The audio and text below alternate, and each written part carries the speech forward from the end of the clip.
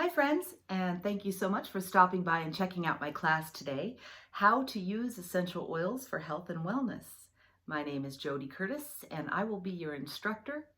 I have been using essential oils for probably the last 30 years, maybe longer, and about 15 years ago, I was diagnosed with stage 4 blood cancer.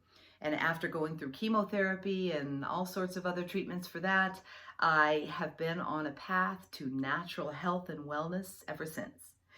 I have incorporated essential oils of all kinds into my day-to-day living, and I honestly cannot imagine my life without them.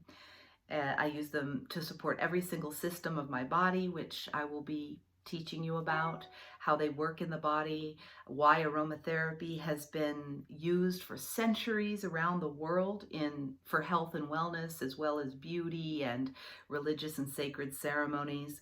I will talk about where to get the highest quality, the purest essential oils, how the different ways in which you can use them. And we'll talk about how to make your own custom blends, how to use them for children, and a lot of other exciting things. So I sure hope you'll join us. Looking forward to it. Bye-bye.